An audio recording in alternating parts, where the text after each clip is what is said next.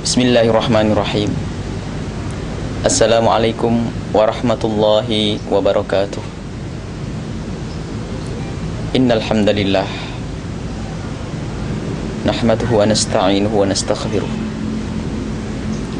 Allahumma shalli wa sallim ala Rasulillah Sayyidina Muhammad bin Abdillah wa ala alihi wa ashabihi wa mawalah.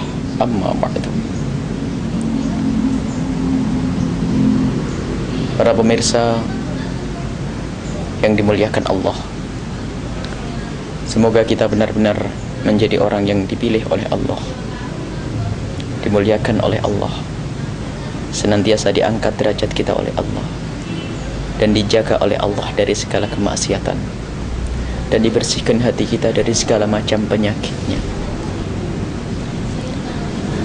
Kita masih akan melanjutkan perjalanan kita untuk mencari ridha Allah dengan menjalin hubungan baik kepada sesama manusia.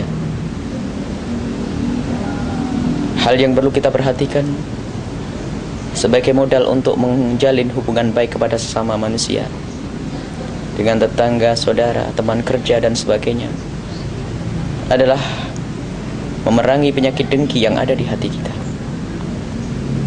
Penyakit dengki itu menghinakan manusia, dan itu penyakit yang sangat jelek di hadapan Allah dan di hadapan manusia. Ngiri itu seolah-olah seorang hamba ini tidak sepakat atau tidak setuju, mengkritik Allah. Kenapa ya Allah kau berikan dia mobil, tidak kau berikan kepadaku? Kenapa ya Allah kau angkat pangkatnya, dia tidak kau angkat pangkatku? Seolah-olah menyalahkan Allah subhanahu wa ta'ala. Penyakit dengki menyiksa dan menyakitkan. Maka disabdakan oleh Nabi Muhammad, al-hasadu ya'kulul hasanat. Kedengkian itu akan menghapus kebaikan, seperti halnya kayu, api memakan kayu bakar, begitu cepatnya memusnahkan. Orang dengki akan selalu, kedengkian di dalam hati akan selalu membawa orang tersebut kepada berbuat jahat, menggunjing, ya. Kalau tetangganya ada yang dapat mobil, lihat begitu menyiksanya penyakit dengki ini. Mungkin seorang suami istri yang bekerja di Jakarta, lalu pulang Cirebon atau pulang Tegal, pulang Jogja atau pulang Surabaya, tidak pernah bertemu kecuali seminggu sekali. Dinikmati betul dengan istrinya ini, ketemu seminggu sekali, dinikmati di ruang, di sebuah taman, di depan rumah, ada kopi hangat, ada roti, ada kue-kue tradisional yang sungguh ia sangat hobi untuk makannya. Tapi di saat dia asik ngobrol, memadu kasih dengan suaminya, dengan istrinya ini, tiba-tiba melihat mobil berlalu. Tapi mobil itu tidak berjalan. Tapi mobil itu ternyata berhenti di samping rumahnya. Berhenti di samping rumahnya, mobil baru. Lalu dia bertanya kepada tetangga yang lainnya, ini mobil siapa? Kata tetangga yang lainnya, itu tetangga kita baru beli mobil. Mendengar kabar tetangganya beli mobil, dia hatinya sudah terpukul. Lalu ngomong kepada suaminya, bang, dapat duit dari mana dia itu? Kok bisa beli mobil? Kata suaminya yang sudah sama-sama dengki, dengan mudah sang suami berkata, alah, zaman sekarang orang kalau mau beli mobil ngeridit pun juga bisa, paling juga ngeridit.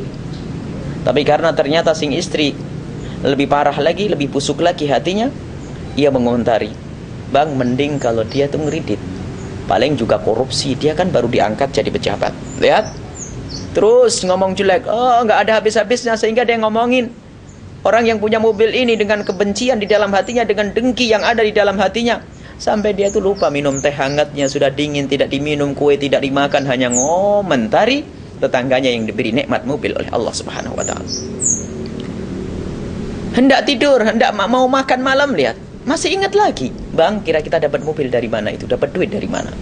Mau tidur, hendak menggelar selimut, dia masih ingat, bang, dapat duit dari mana? Terus penyakit dengki. Esok paginya melihat tetangganya membangun rumah, sakit hati lagi. Sebentar kemudian mendengar tetangganya anaknya dapat gelar doktor, sakit lagi. Dan begitu seterusnya, dia sakit dan sakit. Itulah penyakit dengki yang menyiksa. penyakit dengki yang menyiksa, maka harus kita pangkas. Ada resep dari Rasulullah, seperti halnya kemarin kita berikan resep untuk menghilangkan dendam, maka ada resep juga untuk menghilangkan penyakit dengki. Ada resep dari Nabi Muhammad SAW dalam sebuah hadis yang diriwayatkan oleh Abi Darda, diriwayatkan oleh Imam Muslim dari Abi Darda radhiyallahu anhu anin Nabi sallallahu alaihi wasallam annahu qala ma min 'abdin muslimin yad'u li akhihi al-muslimi 'ala dhahril ghaibi illa wa qala al-malaku wa laka bimithlin. Tidak ada seorang yang mendoakan saudaranya yang seagama di saat orang itu tidak ada di hadapannya kecuali malaikat ikut mendoakan engkau mendapatkan sama. Jadi kalau kita mendoakan orang lain di saat orang lain itu tidak ada di hadapan kita, kita mendapatkan seperti yang kita doakan. Maka kalau kita dengki kepada seseorang, dia mendapatkan mobil dari Allah, kita doakan, ya Allah, jagalah mobilnya ya Allah. Kalau memang dia membelinya dengan kredit, mudahkanlah membayar kreditnya ya Allah. Berilah mobil yang lebih bagus lagi ya Allah. Bisa untuk mengadakan pengajian, melihat teman tetangganya bangun rumah ya Allah, berikan kepada mereka kemudahan untuk berikan kepadanya kemudahan untuk membangun rumah ya Allah. Kita mendoakan kepada orang tersebut, orang yang kita dengki, tapi dengan doa ini ternyata Allah akan memberikan kepada kita hati bersih. Kita doakan dengan doa baik, semoga anaknya tambah soleh, yang sudah dapat gelar doktor semoga segera mendapatkan tempat yang bagus sesuai dengan ilmunya. Dan begitu kita doakan, jangan didengki-dengki. Kita sudah sakit, anak kita tetap goblok, kita masih tetap melarat, hati sakit, masya Allah tersiksanya orang dengki. Maka ayo kita pangkas. Ini kunci untuk menciptakan keindahan bersama sesama. Kalau sudah orang dengki, masya Allah, sebentar menggunjing, sebentar mengolok, sebentar merendahkan, hidupnya selalu melihat orang lain tidak pantas untuk mendapatkan kemuliaan. Selalu melihat orang lain tidak pantas untuk mendapatkan uang, tidak mendapatkan pangkat, tidak pantas untuk mendapatkan kemuliaan dari Allah Subhanahu wa taala. Ini musibah.